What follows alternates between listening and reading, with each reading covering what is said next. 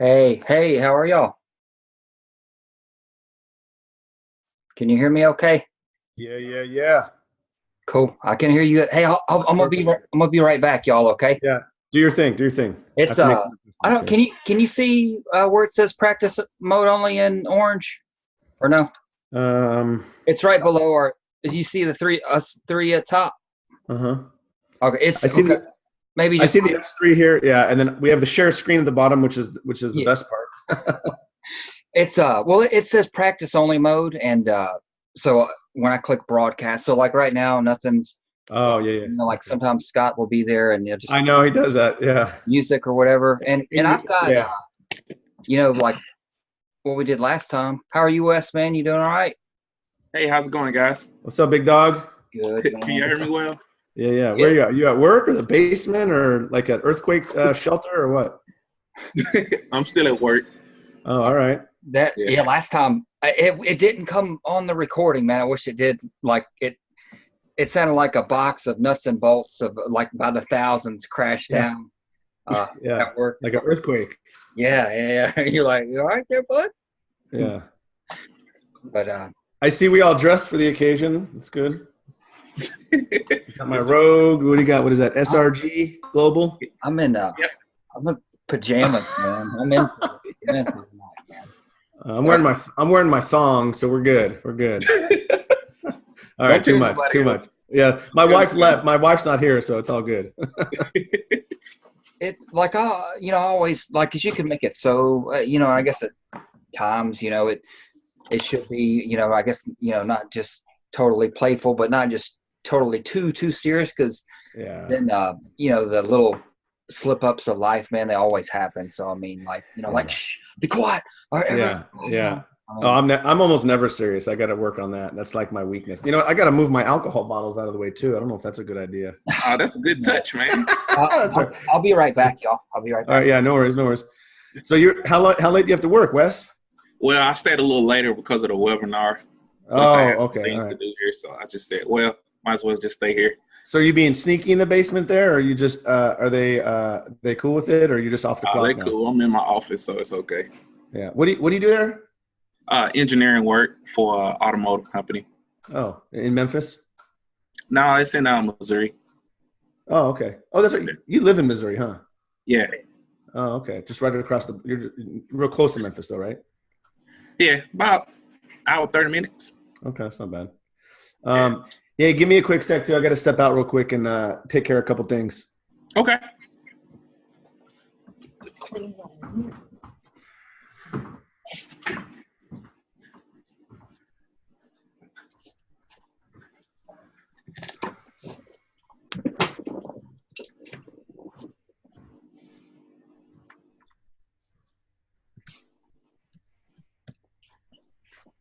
Hey, Eva.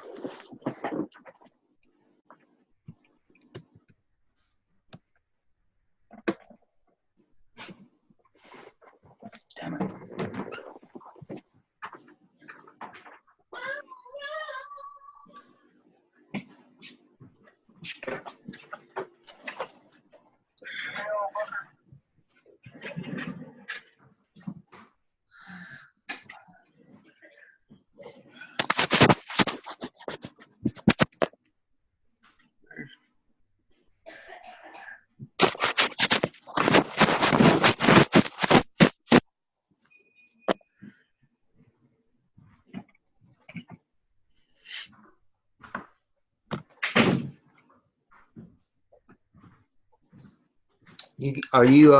You good doing the whole thing from work this evening, Wes? Oh, yeah. Pretty good. Oh, cool. I'm gonna sleep in over there tonight. No. Once I get done, I'm going to head home. I hear you, man. I hear you. It's was it Tuesday, man? It flies on by. I think it is, right? Yeah. Well, of course it is. Well, I say, of course it is. I mean, my calendar up there for our, so I don't. Of course, you can log in. Can you see my screen right now at all? Yeah, I can see you. Okay, so I don't have to hit share screen. What about like if I flip around on different windows? Yeah, like No. okay. All I can see is you. I think you got to hit the share screen button. Yeah, like every time. That's what I was. That's what it seemed to be. Uh, like every time you go into something new. It looked like you got everything panned out. I see all the icons at the bottom. Yeah, it was a real. It was just a slider, and we had it on before, and I took it off just because the way they worded it, it almost seemed like anyone could share their screen, and maybe they can. I don't know. I don't think so. It should be just us, just the panelists that can, but can't remember the exact words, but it almost sounded like any attendee, if they wanted to, could, share their screen and show us their butt or whatever. I hope not. I know, man. God. It'll make for a good night.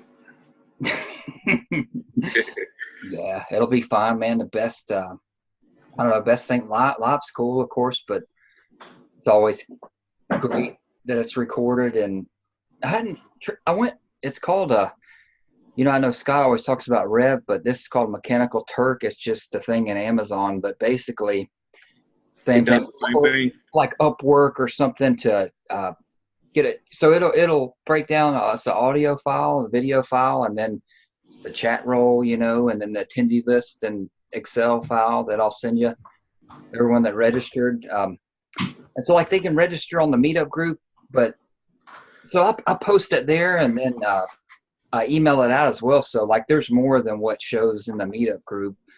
Yeah. Because that's just like if you check the box, in there that you're going, and you may not have filled out the registration form, but yes. So there's always more of, like I say, the best thing, man. Just not the best thing, but a good thing is it's recorded and get to keep it and do whatever you need to do with it. Transcribe, yeah. Edit out all the dumb things I say. That's great. I love that. Oh man, that's great. That's why I know Wesley from the beginning said just just like 5-minute shorts of I still haven't even done it to our first one, like 5 takeaways. Oh yeah. That and this, but video editing, man, that's it can be a little tedious, Yeah. It's funny is I've been doing a little bit more of that. One of the things I've been trying to do more of is some video marketing, right? So on my Instagram, I've been doing, and Instagram only lets you do 1 minute. So I've been putting together these little videos in my backyard, and they're just like money tips, wealth tips, notes, things like that, right? Yeah. And you're limited to 1 minute, and I'm a talker, man. 1 minute is not a long time. And so what I do is, but Facebook will let you go longer. So when I sold the recent CFD, I made like a 2 or 3 minute video of it, put it up on Facebook. Then I had to edit that for Instagram. And I have to say, I've gotten pretty good at editing. I just do it on my phone, do like the iMovie thing. It wasn't easy the first few times, but because I've been doing it more and with my son's baseball, I've been putting together little videos of that. I'm like, man, I might find myself, this might be another little niche for me for note investors. If they start doing the video thing, they can send it my way and I'll start editing it, but by no means are they professional, but they're kind of cool. I've had people hit me up like, hey, how'd you add the lettering and the music and I see the lettering come. Yeah, West. Yeah, it's cool. It's easy. Once I started learning it, it's like, all right, it's pretty easy, but it's fun. You can just chop the video and. Okay, where do you usually? You probably put them all over, but where are those that you're talking of? Are they on YouTube or? So what I started last year is I started a YouTube channel, and I have just a couple videos. My plan is to start doing more of them, and that is one of my goals to get back to that. And they're stupid and lame, but they're, I think they're informative. So then I started doing more because part of it was me like getting out of my shell. Like face to face, I'm good to go. Like I'll talk to anybody. But to put my face on social media and do a cheesy, stupid video is harder for me to do. So I started doing some YouTube, and Instagram is where I've been doing more of that, where I'll check it out. I'll do because people don't want to watch, weekly, a 10 or 15 minute video, whatever. So the 1 minute is good. Just a quick, like one of my videos was how I choose the markets that I choose. So it was just a short, sweet video based on population growth, job growth, unemployment rates, and then something that's called the price to rent ratio, the 1% rule, and that was it. Good. So it gave people like, oh, okay, cool, hey, that's something that's and the idea is that there'll be more followers and people can kind of follow me and see what learn a little bit and you know. Well, in like the time starved age that we're in, like, I mean, I definitely, now I don't so much because it's, I'm a rinse and repeat person. I have to do that to smoke it in, but I don't so much watch all of the Scott's Monday night, thing, all the reruns, because, let's say it's all been done before, because things All are, right, see you later. but it's good to have, I think, long videos and some short ones too. Sure. No, totally. Because some things you can't do in 1 minute, So I took my 3-minute video on the CFD I was selling, and so 3 minutes was cool. I made it a little jazzy. It was me in my backyard being stupid. So there's a little bit of personality, but then I put up the numbers, and then I put up the ROI, what I was selling it at. I was selling it as a performer, and then some music, whatever, just to kind of jazz it up. And then for Instagram, I'd edit that down to 60 seconds. And so that was tough because I'm like, oh, but this or that. So I narrowed down what I thought was the most important, at least for Instagram, and it worked. I sold the note, and so it did its purpose. But yeah, 1 minute video, 3-minute video, and depending on the topic, like you said, Ryan, with Scott, I don't listen to all his webinars and all that stuff. I just can't. I have a life outside of notes, but I'll pick and choose the good ones, and I'll sit down for an hour on the real important ones that I think and watch those. Yeah, absolutely. Well, because there's when you first get going, and still I'll go back through it, but then I can skim through it now because more. You don't need to watch it. Yeah, totally. Yep. Can y'all see that at all? That PowerPoint or the bridge right there showing? What are you talking about? The bridge? Yeah, it's just a PowerPoint thing going. Probably not. I probably got to do a. No. You probably got to share screen and over. Yeah.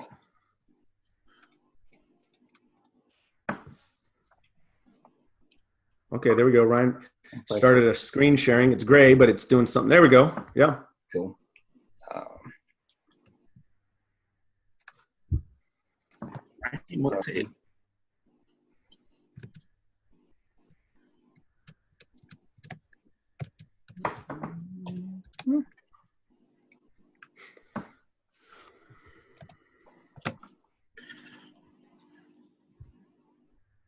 And I'll start in just a minute, and you want me to introduce both of you guys, and then definitely like we're doing now, casual as can be, and like any speech. I don't know. That's I think doing anything, if you're not nervous or anything about it, then you're not. Speech is here. Yeah. If you need my shirt to come off, it'll happen. I'm just saying, it's whatever. Is the slideshow playing now? Is it skipping? Yeah. No, it's going like slides. City views and. Man, I'm getting better at this IT technology. Yeah, I know. World Wide Web stuff. That video editing is way easier than whatever you got going right here. I think you'll be all right with the video editing. I hadn't used iMovie in a bit, but like Adobe's got it, and it's easy too. But they've got a mobile app for it as well, and it's super easy where you can add layers into it. Easier to do it on the computer than the phone, but I'm sure there's easier ones or better. I should say better ones out there, but I'm just accustomed to iMovie now, and it's like I'm just gonna stick with what I know. Hey, there's Beale Street. I recognize that. Absolutely. Hey, I'm gonna click it on broadcast now. Okay, and let's just do your thing, and let's just talk casual, and I'll introduce this man and cool. Take it away. Let's do it. Absolutely.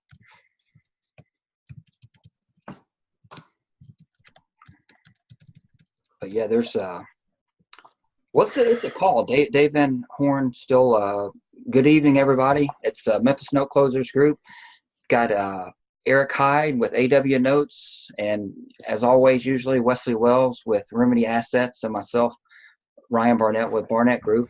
And we're going to be going through our thing as we usually do, or it's only our second online meetup, but may switch it up a little bit instead of doing it monthly. But so far, it's just been once a month, and we'll take you through some stuff like we did last time, and some different things as well, I am sure.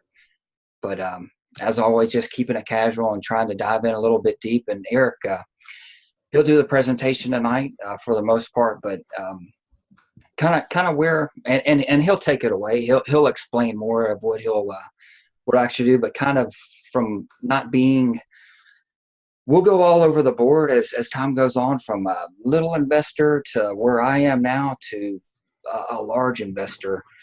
But he'll kind of explain of how he got started and how he's doing it in his IRA, and where if you would want to say, probably say it the wrong way, but everyday person can get into notes. But basically how he started. And so that's what we'll do tonight, and try not to carry on and on and on and on and on. But with my mouth, and from what I've met of Eric and from Wesley, This could be a long night.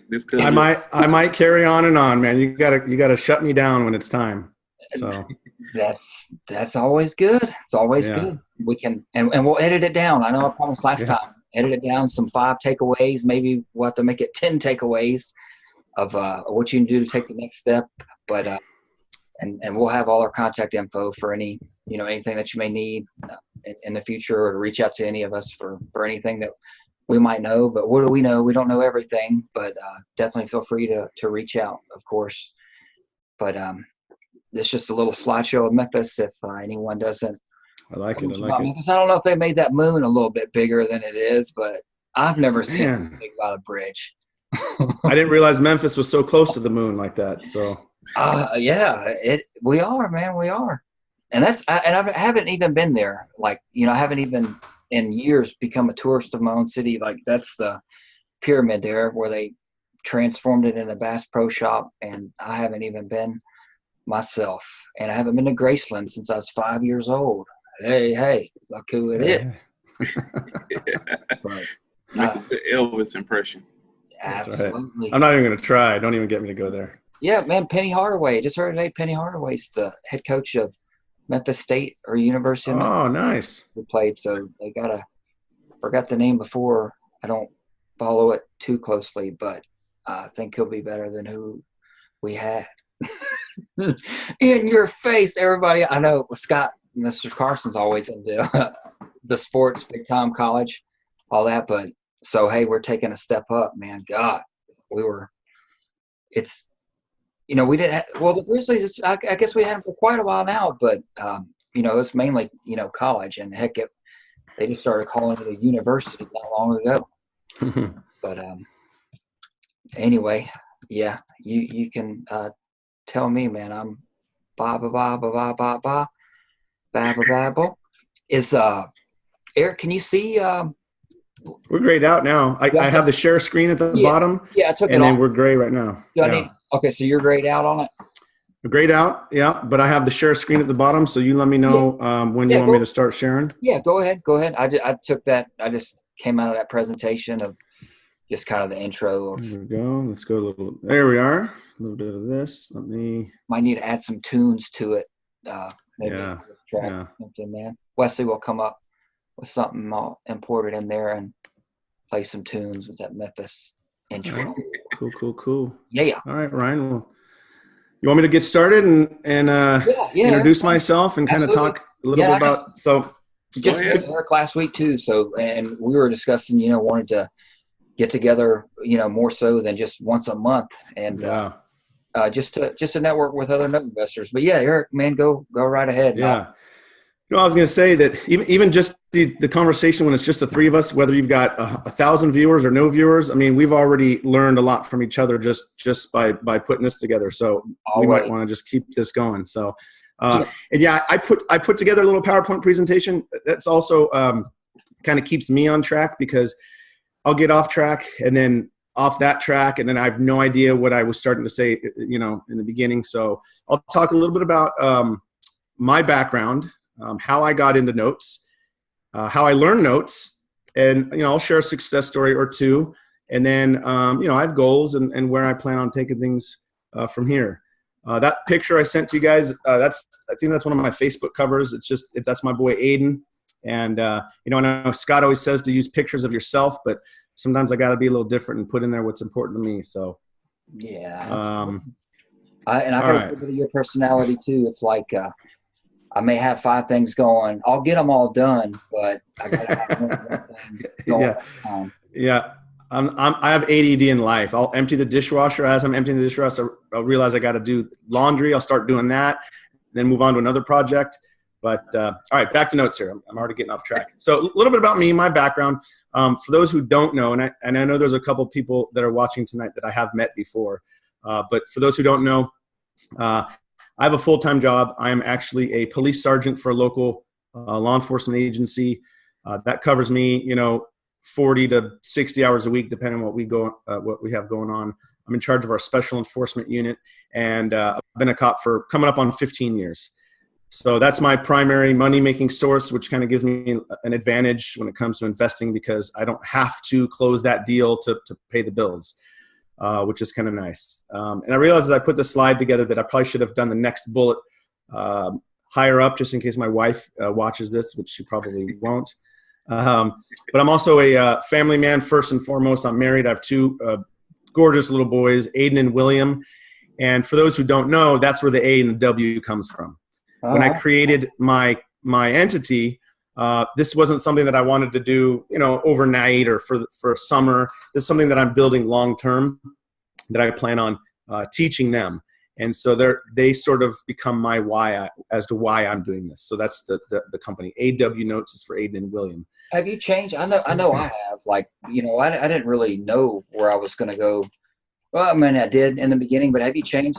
Are you trying to not necessarily, I hate my job, I got to find something else to do, or you trying to go full-time notes or you? That's a great question. So I love my job, but 15 years, anything, it starts to wear on you. And for me, I don't think that I'm trying to go. So I'm not trying to go full-time with notes. I'm not. Now, if it goes that direction and I'm wildly successful, I'll contemplate that.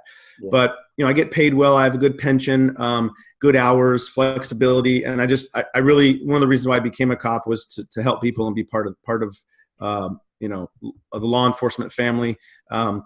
So I'm not trying to leave that right now, but great job. It's so I got into real estate. My first rental was back in maybe 06, 05. And I went through the bubble that everybody else went through. So I experienced that side of things like a lot of people have.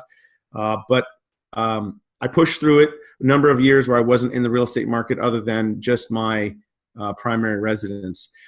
I do have rentals now, and I do it very differently. I learned from the mistakes back in 08, 09, and I'm in different regions of the country. I'm taking more calculated risks. But like I said, calculated. So I'm and that's been successful for me so far. And then lastly, obviously about a year ago, maybe 10 months ago is when I created my entity and I got into notes from the buy and hold strategy. And so move on to the next one here. I talked a little bit about my why. I'm not trying to get rich.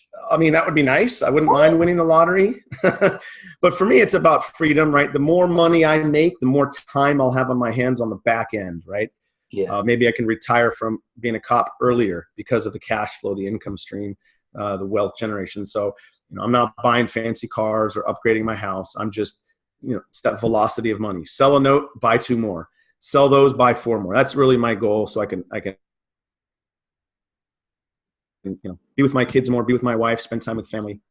Warren Buffett, I started reading a lot of books. Warren Buffett was a big, and feel free to jump in or interrupt me anytime. I'm going through the boring background of who I am and where I started, Yeah. And I think a lot of investors I've talked to, they, your life, man, it's not boring. Yeah, it's the most exciting thing in the world. Man, me. What was it at Note Expo? And it was a Warren Buffett quote. It wouldn't embrace the suck. I think that's Vaynerchuk. I think it is embrace the boring, or something. Yeah. Well, he's, I don't know if he coined the phrase, but it's like watching paint dry, right? So I got into the rentals. I have some rentals and I'm making money on those, but I'm not getting rich, $300 at a time, but I'm building wealth, right? It's like watching paint dry, So, as the homeowners, as the renters are paying down my mortgage, I have a couple mortgages. It's $100 a month that they're paying down, and it goes up maybe 2% a year. So I'm not getting rich off that, but I'm definitely securing some wealth for the future. But speaking of Warren Buffett quotes, one of my favorite quotes, and I'll probably screw it up. I do that all the time with quotes, but is be greedy when people are fearful, and be fearful when people are greedy. And to me, that can mean anything in so many different areas. But for me, it's kind of like notes. Notes is such a niche. Everybody's doing fix and flip, and nothing against the people that are doing that. I've never done it. That's not my thing. But notes, kind of a niche, right? And everybody's, they see these fix and flip shows, and they think they can do the same thing, and maybe they do. But I kind of go the other direction where there's less people, and that's how I kind of got into notes, is doing something there's less people involved, But that's my Eric, Warren Buffett quote for the day. You're taking it a step further. I know when we talked previously, you was just mentioning the possibility of looking at some land and mobile homes, just because everybody else is looking at first. Yeah. So you're trying to diversify your portfolio in a great way. So that's funny. Yeah. We talked about that last week or a few days ago, so I gave it thought. It's like, okay, so a lot of us in the note industry follow a couple of gurus, right? The people that I know, they follow Scott Carson, as do I. And he teaches a general model of how to do notes, right? How to break down a tape. And that's the usual, low crime, 3-bedroom, 2-bath, or, 3-bedroom, 1-bath, near a university, things like that, right? Single family residence, occupied. Well, then I thought, all right, well, if everyone's doing that, let me look at, and I'm not saying that this is the answer, but this is where my head goes. This is, my whole life I've kind of been this way. It's that entrepreneurial mindset of, all right, well, I don't know. No one's doing mobile homes. No one's doing, multi-unit non-performing notes. Maybe that's the area, there's probably a bunch of good deals on some tapes that, it can look into. I haven't made the move there with that, but that's kind of where my head's at. Within our niche, everybody's going one direction. So maybe I'll look at another direction. And, I might try it one time, depending on the risk involved, and find my niche, my thing. Maybe it's, a lot of people don't like CFDs as much anymore. Maybe I'll just stick to CFDs because there's some value there. You can get those at a discount, and, generally the eviction is quicker than a foreclosure, depending on, several factors. But I kind of, so I started what got me into notes was seconds. And so I'm still into seconds. I had a call earlier with Shondor Lau. He'll do Tuesdays and Thursdays every week so my first introduction. Sorry, Eric, was at Paper Source last April, and the first time I ever heard of a note, and so it was like, get seconds because you can get so many more seconds. Yeah, cost so much, I feel you on that. Of I only do this or I only do that, which can be good if there's enough of that there. But I guess until you get enough of what your niche is, you kind of learn and do different. Well, I think you always have to be open to opportunity. It's like, so, my primary, my business model is non-performing notes. And my goal is to buy them at a discount, rehab the borrower, reach out to the borrower. Hopefully they'll stay, get them to pay. I'm getting a great return for a year, sell it as a performer, right? That's my business model. Now, does that mean that I close the door to other opportunities? No.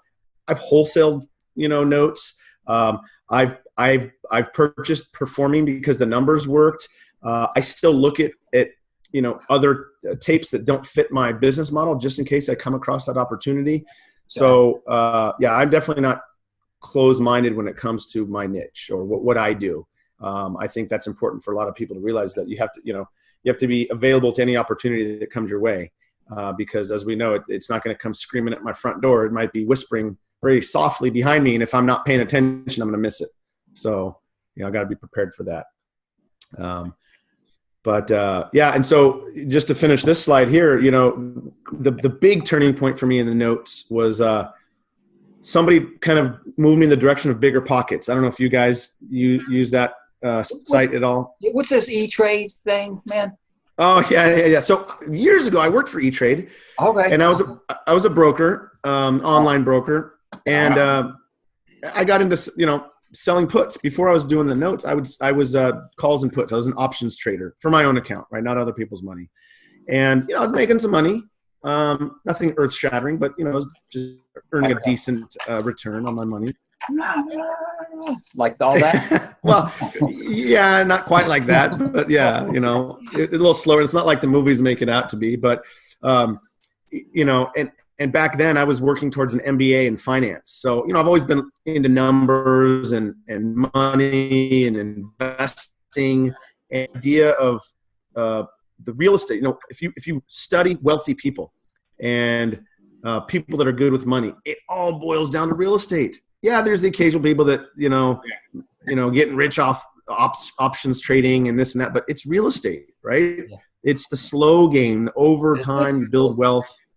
So I was all in with real estate. I discovered Bigger Pockets. I was networking with a lot of people, learning more about notes. That's actually how I met Gail Greenberg. She's been a great resource for me. And then I got this book. I even brought it here for those of you who, this was my first notebook that I read from Scott Carson. He wrote it. It's just a little thin book, kind of a little salesy, but had some great information in it. And then I discovered Scott Carson's web, his online stuff. And for me, it just kind of took off from there. Yeah. So the next slide, what I did is I put together a bunch of things that for me have been in the importance, in the order of importance of my learning, right? So the number one thing that has gotten me to where I am, that I still follow now, is Scott Carson from the We Close Notes. That's where I get all my content. My learning from, my education. Next one down is taking action. A lot of people, I even see this on Facebook. I see people still, they're networking and they're learning and they're doing so much, but they haven't closed a deal. They haven't tried to close a deal. They haven't, they're a year into it and they're still studying, and I think it's important for people to actually take action. So I took action. I JV'd with Gail Greenberg, and, I was debating on, should I just do it on my own or should I? So I was the funding partner when we first started. I don't know if you guys know that, right? A lot of people know that we work together, but I was the funding partner with Gail. And somebody told me, that's the price of doing business. I learned a lot with Gail. I wasn't the silent partner that I should have been. I was like, hey, what are we doing next? How do we do this? What, and oftentimes she's like, shut up, stop it, back off. I got it, but it got me learning. I was able to buy more notes on my own, kind of at the same time that I was doing it with Gail. So I kind of piggyback and I'd follow the same principles I'd learned through her.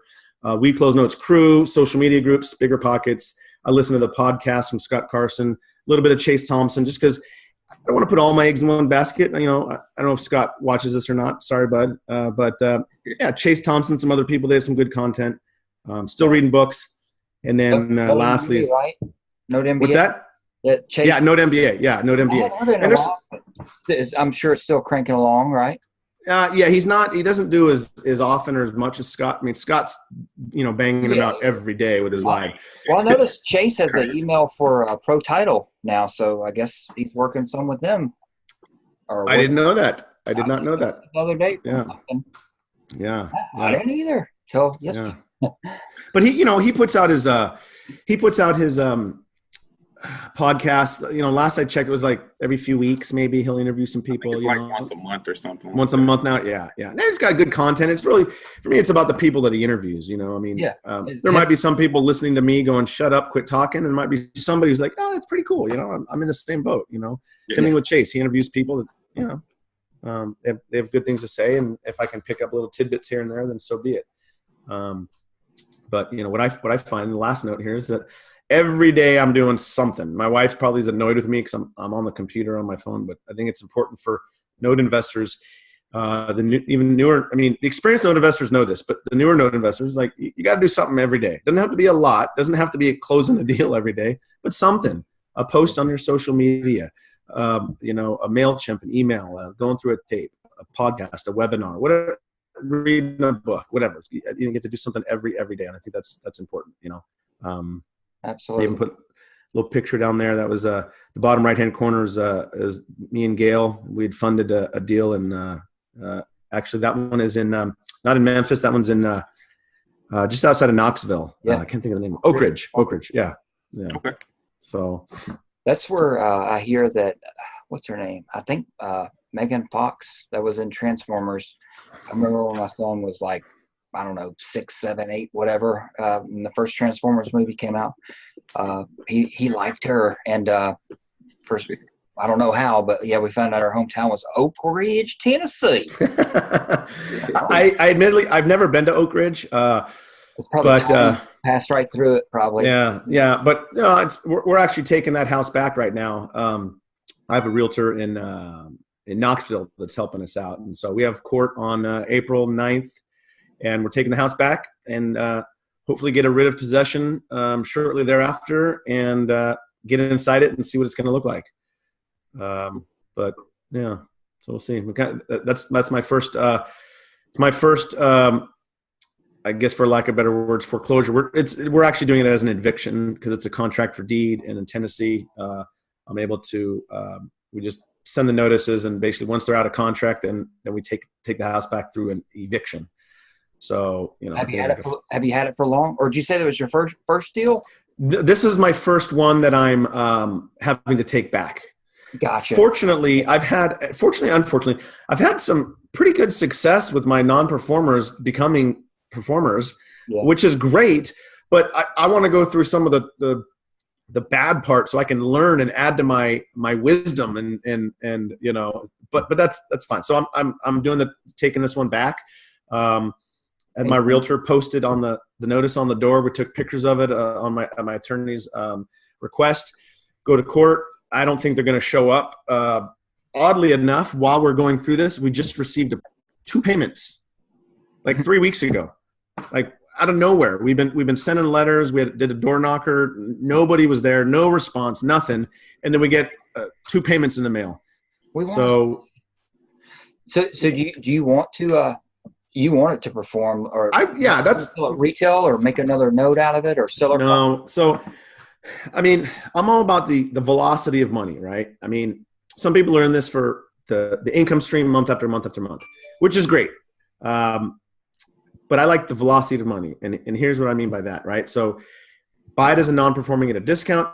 If I can get them to perform, get them to make payments for 12 months, then not only did I get a good return, 30% for the year, now I'm going to sell this as a performer and, bump that 30% up to, I just sold one recently, 80%, and now use that money to go buy, 2 more notes, or a different market, maybe a higher valued note, whatever the case is. And that's what I mean by the velocity of money. So I'd rather them pay. The problem I have with this one is that they've indicated that they're not going to respond. They're not consistent. So yeah, they made a payment.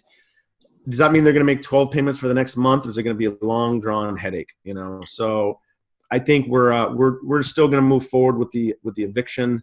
We posted it on the door. We'll see what happens in court, and we'll go from there. Hey, Eric, don't want to stop your show, but just keeping it flowing and casual. Just natural, really. Either one of you guys, really. Wesley too. Sorry to exclude you, Wesley. Hey, Wesley. Yeah, what's up, Wes? I've been taking up all this talk time. Hey, this is Eric's presentation. We'll be quiet. This is your show. Presentation. Like phantom income, I know, and I took some screenshots of it, but I've signed an NDA with Sean Dorlau, so it's nothing specifically, but like phantom income, so. He cannot do the tax. So it's about taxes and notes. And I just wanted to see what you guys know about it. He wants to hold a note long-term. So he did a mod on it. And if he keeps it, although he hasn't received any income from it, but he purchased it for just say, $200,000, the taxes, someone's telling him he's supposed to pay $200,000 in taxes, like he actually received it because he modified the loan, but he hasn't received any payments. But he won't owe them if he sells it.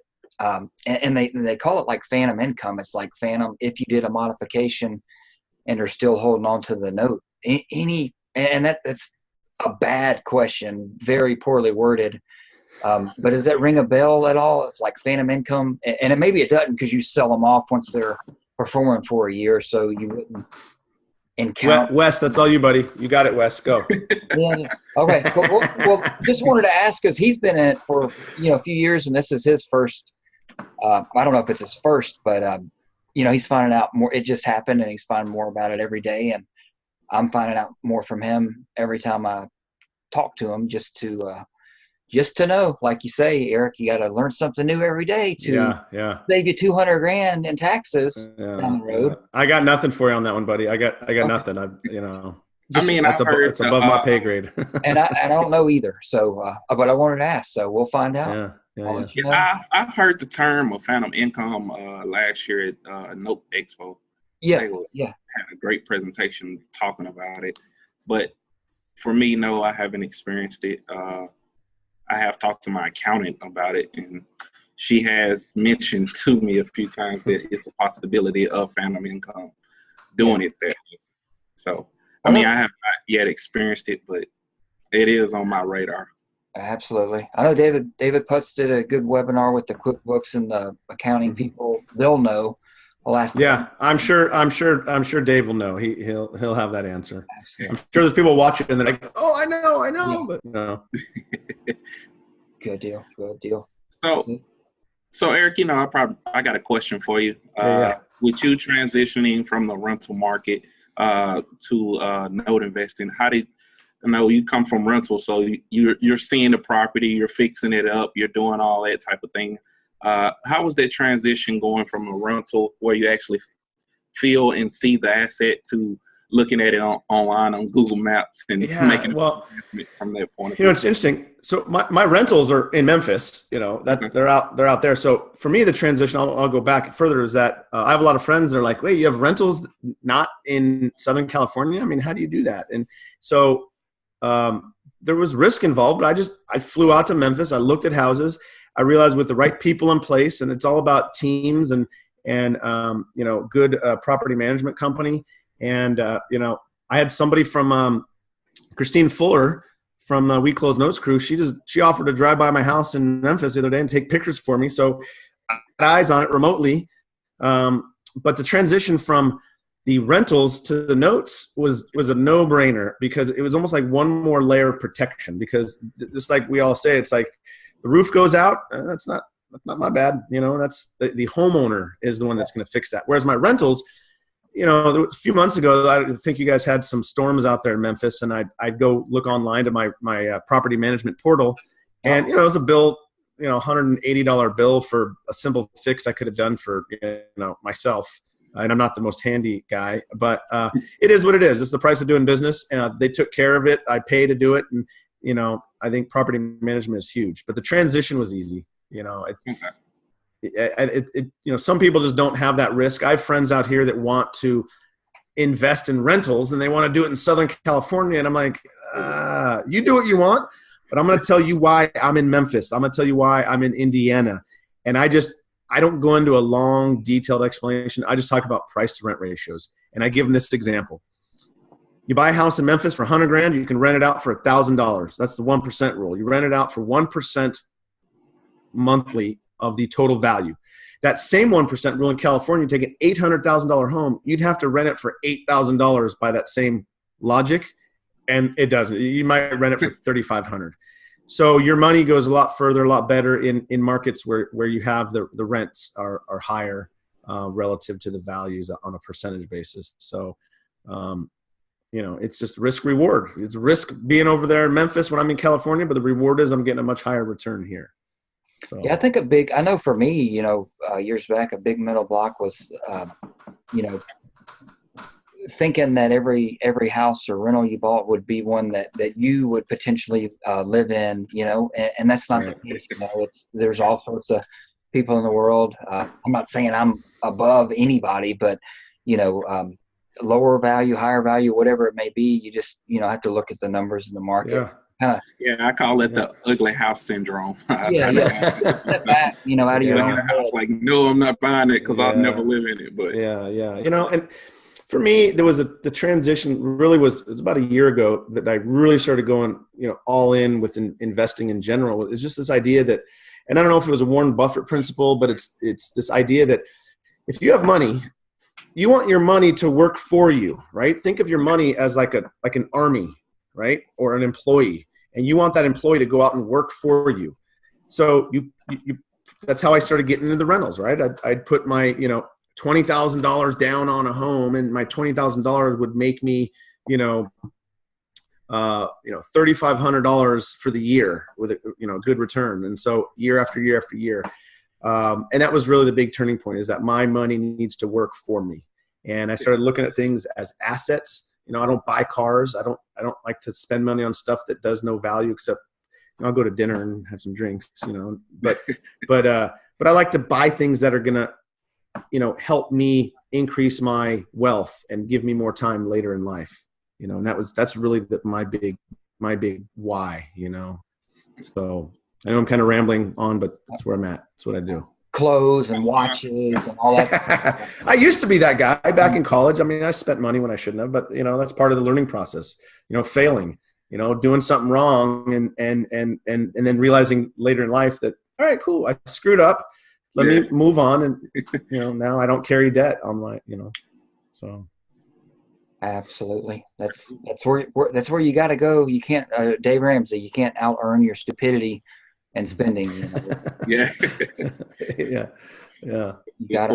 You gotta get out of it, or you gotta get out of debt. And it's so, I've myself, you can, come back practically, from the grave of losing it and getting it back, and you've gained all that knowledge, so you can kind of get it back quicker each time. But man, the lessons, no matter how painful they are, some of them, I know for me, I've had to learn them a couple of times. It's like, you don't feel the pain because it's gone. And then, so not really repeating the same mistakes, because that's the key. Yeah. If you make a mistake, don't make the same mistake. Yeah. But I mean, you have to, another stupid quote back in the 90s, Beavis and Butthead. I don't know if you guys remember that show. I remember they said, it's honestly, swear to God, they've stuck with me since then. They said, and I'm not going to say it in the voice, but you got to have things that suck in order to have things that are cool.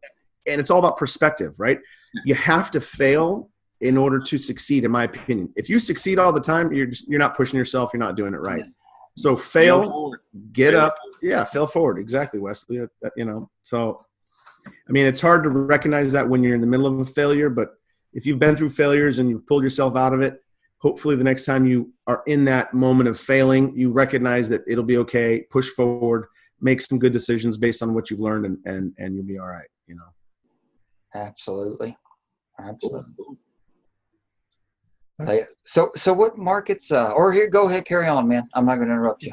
Oh, no. Yeah. No, so it was my last slide. So I try not to be all over the map in markets. So I'm in Tennessee, Memphis, and then I have that one in Oak Ridge, just outside of Knoxville. I'm in Birmingham, Alabama. I am in Indianapolis, Indiana, and I'm actually funding one tomorrow in Dayton, Ohio. And so kind of pushing out, and my reason for that is to I've made some contacts out there, is just to expand. I don't want to be in 10 markets, but again, moving forward and pushing. I don't see a lot in the Memphis area these days. When I see a tape, get like one or two a tape. Yeah, I get a few, and a lot of them are recycled, and I'm like, okay. And I mean, as you guys know, Memphis is there's just pockets here and there that most of what I see, they're sort of inside the what do you guys call it, the belt or the loop, the I-40. Mm-hmm. So I try to stay outside of that if I can. But so those are the 4 markets that I'm in right now. And we'll see what happens. I mean, I have people in each market that are able to help me. And so like when you're like going out to like Ohio, for instance, and then kind of a basic question, but and I've probably heard it 10 times, but maybe not speaking directly, but just kind of hearing it. So how did you go out to get your network? How are you comfortable doing it? And I know notes like, oh, you don't have to, I guess the broad overview or the 10,000 view, like you can buy across the nation. You don't have to be there, but how was it pretty, I don't want to use the word like easy, but were you just reaching out through social media and phone calls and active and all that? I can't stress enough the importance of networking, right? I mean, Wes, I've reached out to you a few times to, on a couple of assets, to get eyes on it for me, or what do you think about this neighborhood? We talked about Hyde Park. So I've done the same thing in other areas, other markets. And when I talk to someone on the phone, you get a good feel for how quickly do they answer their phone? How quickly do they get back to me? How responsive are they? Do they follow up with what they say they're going to do? And then same thing on my end, right? If I talk about giving them a listing, do I give them the listing? Do I follow through on my end? And it just helps build the relationship. So I think as I've taken risks in the last year, each time it becomes a little bit easier to take that risk because I'm developing my own, like that rinse and repeat. Like, okay, I've done it this way before. It's worked for me. And so I'm okay with that. And, at the end of the day, going out into Dayton, Ohio, if it doesn't work out, hopefully I've done my due diligence. They say, you make your money on the buy side. That's really what it comes down to, that there might be some exit strategies I miss out on if things don't go my way. But I also know that there'll be other ways I can pull out of this okay and ahead, So, and that's the beauty of the note industry too, is that this is not a debt industry. I'm not carrying debt on this. So there's no need to have to make that payment. So if I have to hold something a little longer, then I hold something a little longer, If I got to make a trip out to Dayton, I don't know. My wife would want to do that, but, but.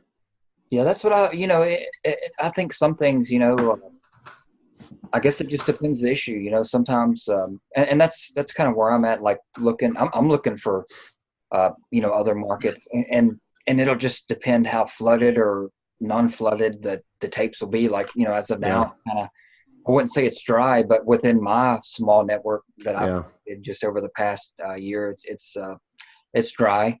And, so I'm reaching out to banks and things like that. So, but I know the defaults are coming and it'll be in Memphis, and I won't necessarily have to, go to my other markets, but I do need to have I'd probably keep it under 10. I don't.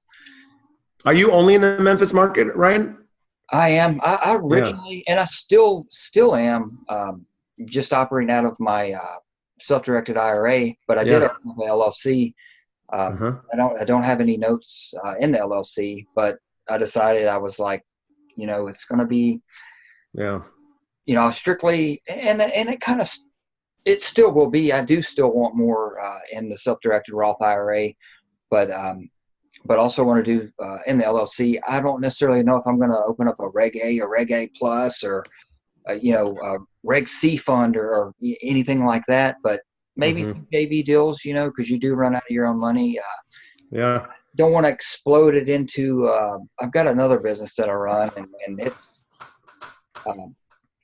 There's only so much you can do. I do love a challenge, but don't want it to be to where it's unmanageable, Yeah, totally. I get it. I'm working 20 hours a day. 12 is fine, but not 20. And I don't need to watch Netflix the other time, but right. brush up on my skills. For sure. So.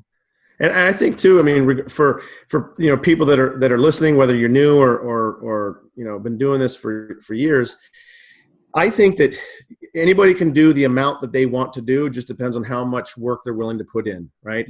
I keep pushing the envelope, and I keep telling myself I need to slow down and back off because I'm just like that. I have ADD in life. I want to do more and push more. But if you're happy, someone's happy doing 1 or 2 a year, great. With your own money, great. Or you have a friend who wants to jump in and get cool, then that's great. You just have to, I think it's important for people to know what it is that they want. First define what your goals are, what you want to do, and work backwards, right? Begin with the end in mind. I think that was, was that Zig Ziglar or I think it was Zig Ziglar. Yeah, but begin with the end in mind, right? If your goal is 5 notes a year or 5 notes in 5 years, then you work backwards. How do I get there? But if it's 1 a week, then obviously you need to plan on how to get there, And going back to, I think one of your first questions you asked me was, I have a full-time job, perfectly content at the rate that I'm going. And what I mean by the rate that I'm going is I am accelerating at the appropriate pace, getting my systems in place. I've got some outside investors interested. I have a friend of mine who wanted to buy a house for cash, a rental house for cash, $800,000 cash, because he didn't want to carry debt. And I said, it's your money, buddy, but and the rent on that, he's going to get like $2,500 a month. I'm like, man, you are losing money. We need to talk. but Yeah. it Good just Lord. depends on what people want to do, you know? Yeah, exactly. Yeah, you won't necessarily, and you don't need to necessarily talk somebody out of that, but Yeah, totally. Exactly. It's been an eye opener, you know, a note to me, which it's exactly what it is, you know, is money, or, you know, a note in my mind was, you know, paying a note for, which I try not to have any, whether it's a, you know, car note. I do have some years left on the house I'm in now living in, but, you know, never really even considered. I don't even know. It was the local RIA that actually held a one day, you know, class on notes is how I found about them. But prior to that, I never even knew it existed. And I'm the same way too. It was local RIA. They had a meeting about notes, and ever since then, that was the way to go for me. Yeah, good. How long you been doing it, Wes? You said a few years now, right? Nah, year now. Oh, a year. Okay. Yeah. And okay. Cool. Y'all are both going to Paper Source too in April, right? Yes, indeed. Yes. I was just looking at my hotel. I was looking at the hotel. I'm not going to stay at the host hotel because it's boring and quiet. I'm staying on the Strip. I think we're going to stay at the Bellagio, which is right down the street. So my wife's going to come with, but she's not going to sit in a conference. She'll be out shopping, spending our money. It's all good. That's the way I got to get her to come with me. So.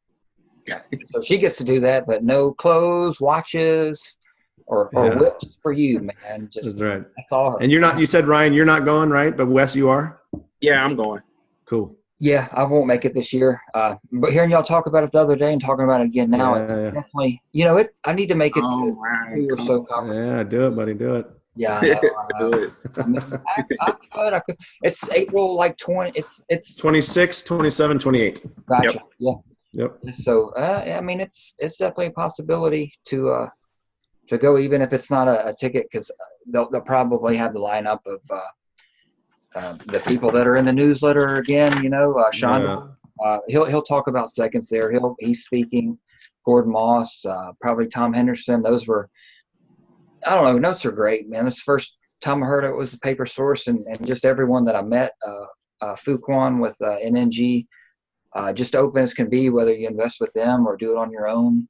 You know, they don't necessarily all have a program you can buy into, but you can, like with Shondor, you can help him do stuff, and you learn along the way as you're helping him, and you learn by doing it. If you're just going to sit there and watch him talk through a presentation of a video and watch the video, you're not going to learn anything unless you're actually in there doing it. Sure. You know, scrubbing the tape or whatever the task is. So it's work, but that's how you learn it, you know? Yeah, exactly. But y'all will have a good time. I know for sure. I know. Oh, we will. I may not learn much, but I'll have a good time. Yeah, I'll have a good time. Yeah. No, I'm gonna get business cards. You know, hand out some meet some people I have that I know online. Meet up with people that I've met before. I think Wes said he was going to buy me a drink, so there's that too, which is pretty cool. You know, most definitely. I'm just kidding. I got you. That's the thing, and it's so. I mean, it'll be so cool too. No telling how many times I'll talk to you guys. Well, I've seen Wes, in a way, since I've probably seen him more on video than in person. But you know, it's a great thing, you know, when you see someone on video for so long and then you finally do meet up in person. Yeah. Saying this business, you know, across the country or whatever cities you're in, and then, you know, every so often throughout the year you meet up at conferences. It's I don't know, it's a cool gig for sure. At whatever level you're playing it at. Right. But it's good stuff. Your net worth is your network, and that's what. The question is, I know with Gordon, it was like, well, so how do you get the notes? He goes, well, you build relationships. It's like, okay, I know that, but where do you get the notes? It's like, you build relationships. Yeah. I've had so many people ask me like, well, what do you mean through you? 50, you know, my friends are like 50-50, the JV split. Like, I'll just go get a note. I'm like, all right, cool. Good luck with that. You know, go do your thing. I mean, which they can, but they kind of need to start from the, you know, network and all that stuff. Or you can just, you know, if they want to be passive about it, just do it through somebody who's in the business, you know? It is a lot to learn. It's a lot to learn, you know, when you got to want to do it. And that's the key, you know? I mean, once you, and it depends on where you're at on your level of knowledge. So it is, like I say, and things change, statutes change, depends on what cities you're in. There is, like I say, definitely a learning curve, and it's different for whatever city and county you're in, so it's, yeah, for sure. If you're at a level, you may only need so much knowledge, and then you can be off to the races. But as you said before, it just depends what you want to do. Is it if you want a couple or many, or you can do great working with someone like yourself, just as you did when you started out with scale. That's how it works. You want 560 like I do. 560? 560. That is my target number. Woo! I know. Damn. Is this like by next month or like in 10 years? Or? That's my 5-year plan. Yeah, good for you. Is it something you're going to scale? Like this year is 50, next year is 100, that kind of thing? Or this year is 36. I got it written down. Yeah, good. Buddy. Out for me. Yeah, that's good. Yep. Yeah, good stuff. I'm not finding many. You guys might be, because you both, Eric, I'm sure you do have a wider network than I do, but I don't know. I feel it and I can see it, like the default's coming, but as it is now, it's about the relationship. So it starts at the top and then funnels down through. Yeah. They're out there, man. They're out there. You just I've had people reach out to me from my social media, like my Instagram. I've had people reach out that you can tell they're brokers. I eliminate them. Going to events. Yeah. And I just, and I've been happy with the vendor, or not my vendor, but the people that I've worked with. I'll call them up and hey, look, I'm looking to buy, I don't buy large pools. I'll buy one or two at a time, and I just call the people that I call. Hey, look, I'm looking for one or two. They kind of know where I'm at, or I'll refresh their memory. They'll send me some options, and sometimes it doesn't work, and sometimes it does. And I mean, like you said, Ryan, it is all about the relationships, networking. That is huge. And fortunately for me, that's I have a lot of weaknesses, but fortunately that's one of my skills. So that works out for me on that end. But systems and accounting and all that other stuff I need to work on that. That's not my thing. I hear you. Can we get a copy of these slides, or can I? Yeah, I'll email it to you, buddy. Yeah. Honestly, I did this just to put something together to keep me on track. Cause well, yeah, you guys see that and this last, I think I have you see my vendors. This is who I use. Yeah. I use Madison Management for my, I also use FCI a little bit, but Shantae at Madison is awesome. That's where I have most of mine. Quest IRA and Midland self-directed IRA are the two that I've used Midland more. I'm just starting with Quest IRA. Pro Title USA, Alex Goldovsky is the man. I go to him his people all the time. And then Chris Phillip and Royal, that's my, I use them. That's my attorney actually in Memphis there. Me too. John, oh, you use him too? Yeah, John Bucky. Yeah. He's cool. He's funny, man. He's old school. Yeah. And then I use Ross Diversified for my insurance and Simplifile for recording, So I think I covered most of them. I didn't put all my note sources on there, but I'll share those with you guys when we're done here. But Watermark is one of them. Val Sotir is good. Yeah, he's old school too. What I love about Val is he is all about. He's not like modern day technology guy. He's all about the phone call. I'll text him or I'll email him, and he'll just pick up the phone and call me. And he even told me once that he goes, you bid on one that wasn't the highest bid, but I gave it to you because you picked up the phone, we spoke, I liked you, and because he's all about that relationship too, which is important to know. And when you're dealing with these, hedge funds or bank managers or whatnot, that relationship is huge. And if you do what you say you're going to do, and you pick up the phone and you communicate, you'll build that relationship, and you might get sort of those preferred deals, or they'll give you that bid, even though it's not the best, even though it's not the highest, Your reputation, they know you follow through and do what you say.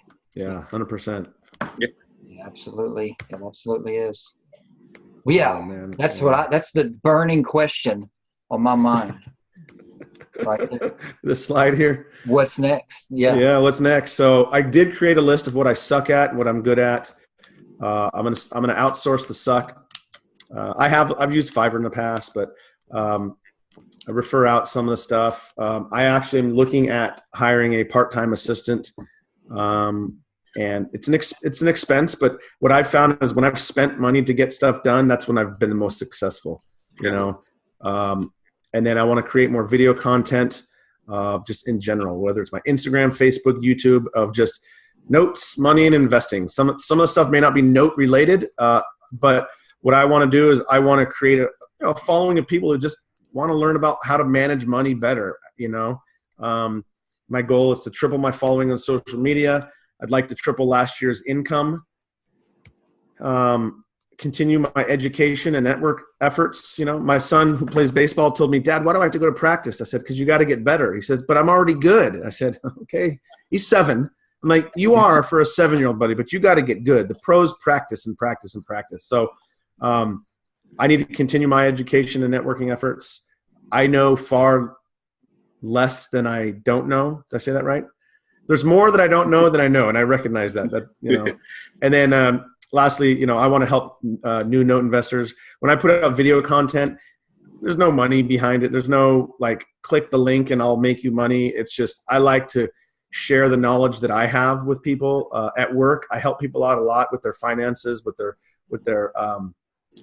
deferred comp, just general investing, saving. You know, most cops are horrible at saving money. They all have boats and trucks and nice houses, but they're bad at putting money away.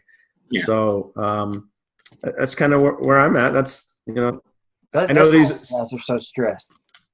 What's that? I said that's why a lot of the policemen are so stressed. Exactly. It's not the job that stresses us out. It's all the bills they got. You know? I mean, getting shot at is one thing, but not making your car note, that's something else. That'll stress you. That'll stress you out for sure. You know. So and then I think I have one more slide. Maybe not. It was just. Maybe it's not going to it. It was just the next thing was if people that are watching this want to contact me, my email is eric@awnotes.com. Pretty simple. Eric@awnotes.com. My Instagram is aw_notes, and then Facebook, YouTube, and my website. It's a horrible website, but I'm actually revamping it. Chris 70 recommended a guy. I was supposed to meet with him on the phone today, but I postponed it until tomorrow. So over the next couple of weeks, my website will be a little more professional. But the website to me is just a landing page for people who don't know about notes and don't know me. It really that's not the most important thing in note investing is getting a website. You know, I'm more about doing the things that make the business and make the money and you know, educate people. So the website's just one extra tool to kind of get in that direction. You don't need them to go there to sign up for your videos that you charge $5. Yeah, exactly. Yeah, exactly. You know, I should do one of these videos that says, you know, the top 10 secrets on how to make millions of dollars.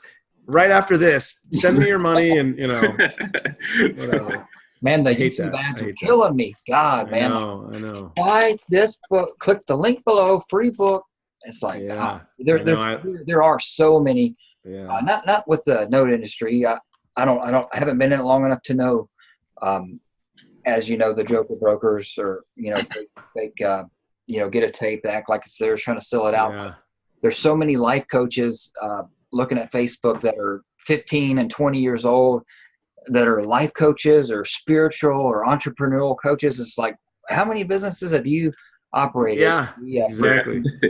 It's funny because that's something that sounds, you know, I would be interested in that once I've proven myself over the years. Like I could be a cop coach, you know, helping new cops or whatever, because I've been doing it for 15 years. Exactly. No way I could be a note coach. I mean, I could help people, but that's just it. You know, if you're helping with if you're just adding value to people and helping people out, that's one thing. But, you know, if you're making a business out of something, you know, teaching others when you've been doing it for 6 months or a year, come on.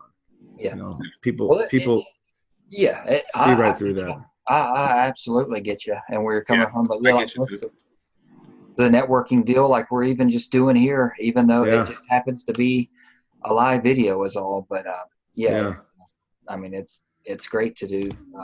All about sharing. Yeah, Absolutely. That's one exactly. thing I've noticed just being in the note industry, just so for a short period of time, is everybody's so giving. They give. Yeah, for sure. Yeah, It's yeah. crazy. What do they call it? Friend, not competition, but Frenemies. frenemy. No, Yeah. co-opetition. Yeah. Great Co-opetition. co-opetition. Yeah, yeah. Everybody's been really helpful. I love. So Yeah. I hear that a lot for sure. Wesley, you got anything you want to share at all, or you guys, y'all looking, or any spots in particular for any notes or any tapes, or do y'all have some right now that you're digging through? everybody's been really helpful. I drove by a Mississippi asset the other day, but it was rough. Wesley, you got anything you want to share at all, or you guys? What's that? You got the Facebook thing going, right? Oh, there's a double voice going on there. Forgot all about it. Well, I recently got a tape in. I haven't plowed through it yet. That's one of my tasks. Well, you can send it over my way. I'll help you out, Wes. Just kidding. You probably already got it. It's from, where did it tape come from? No, it's right. You don't have to. Gemini? No.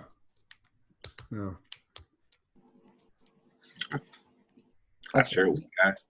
I tell them to send you an NDA. Cool. Well, man, Eric, Wes, it's been great, and guys, let's we'll do it again, of course. Yeah, for sure. And but let's meet up before we do again next time. Whether you come on again in 2 months, 3 months, 6 months, whatever it may be. Let's link up. I've got your number and I've got your Instagram now and all that. And heck, I may already be following you, but that's one that seems to have busted through. But that's one that I'm behind the curve on Instagram. It's been Facebook and LinkedIn. They're different, man. They're so different, and it's it's hard to convert. At least for me, the Instagram is just, I'm out there. I mean, people see and people click and they'll communicate, but I get a lot of like spammy people. Depends on the hashtags you use. I read this book. I have it right here from Gary Vaynerchuk, Crushing It. Yeah. Great book. I've learned a lot. It's helped my following, but the conversion, I mean, at the end of the day, you do need to convert at some point, and generate, somebody to invest. And that's been working for me, but I've been on top of it.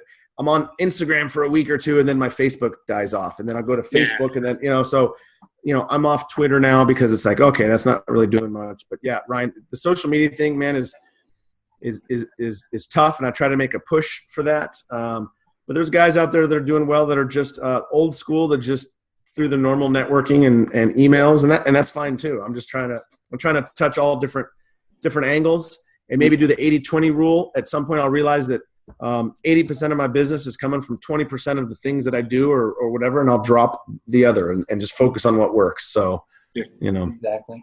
Yeah, no, and they're like, you are in a different, I know I am, like I say, the Instagram's new, and I noticed it doesn't work well with the, like your laptop. It works on that phone. Yeah. It's meant for the phone. Yeah. Absolutely. Yeah, you'll click it and it'll take you to nowhere, really. Exactly. If you're on the laptop. So, and you're in a different frame of mind when you're on, Snapchat versus Facebook. You're going to do whatever it is you do on Facebook. And when you get on Instagram or Snap, you're going to do God only knows what. I'm just kidding. Yeah. Something else. So that's part of the business, balancing your time and balancing the how you choose to push your business forward, which social media aspects you're going to use. I mean, it's tough watching Scott Carson because he does this full time and he's all over the place. And if you try to be like Scott, you're gonna fail. Exactly. And that's one thing I've learned is that it's good to look at who's successful and emulate some of their habits. But if you try to be them, I mean, it's just not going to happen. You got to make sure that you do what's right for you and what fits for you. And you just pick up tidbits from other people. But yeah, because I catch myself like, okay, I got to do more. It's like, well, hold on now. Let me slow it up. I got family, I got kids, a job, interests. And I just have to balance what I do and how I do it. And it's constant refining.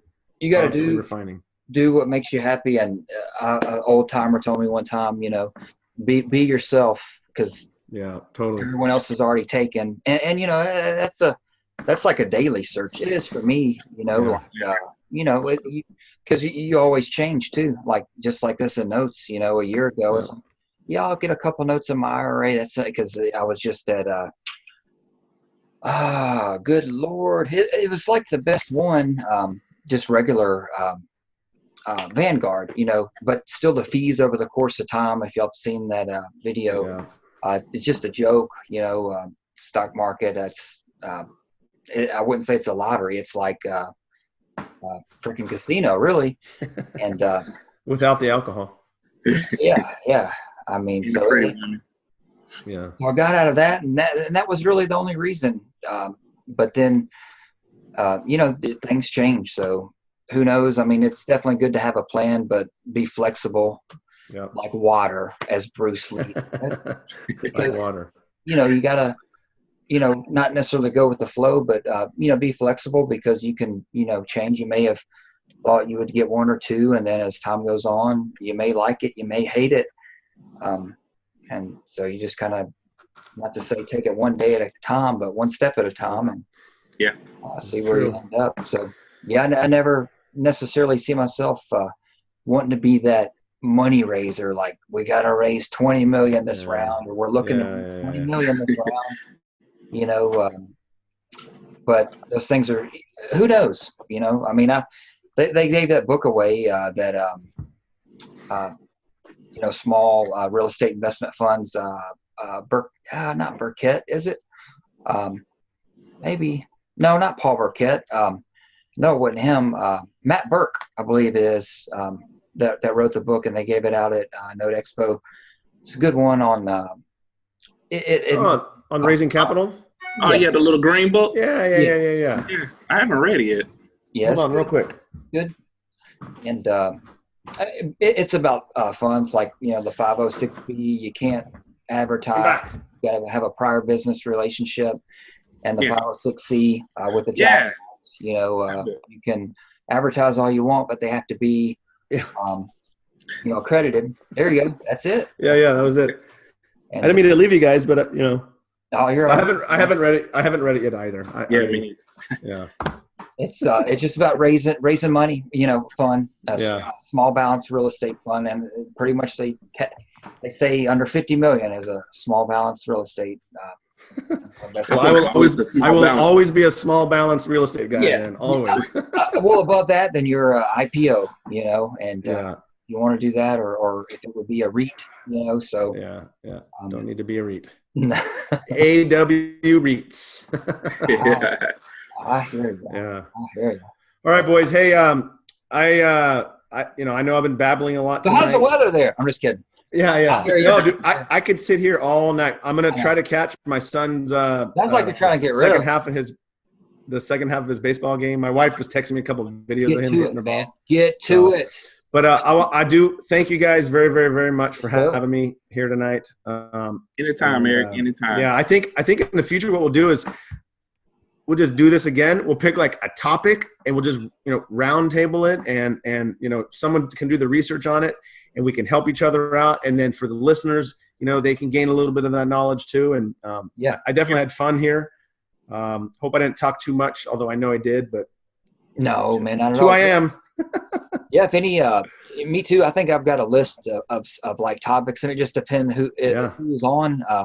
Of what to do, unless it's just me here. I could do one topic, whatever it is, scrubbing a tape. But if it's a panel like this, it's kind of, we could still do that too. If we all agree on what topic it is. So yeah, for sure. Eric, Wesley, good to see you. Eric, good to see you. Good times. Right on. I'm gonna sign out. Take care, guys. Until next time. All right. See you guys.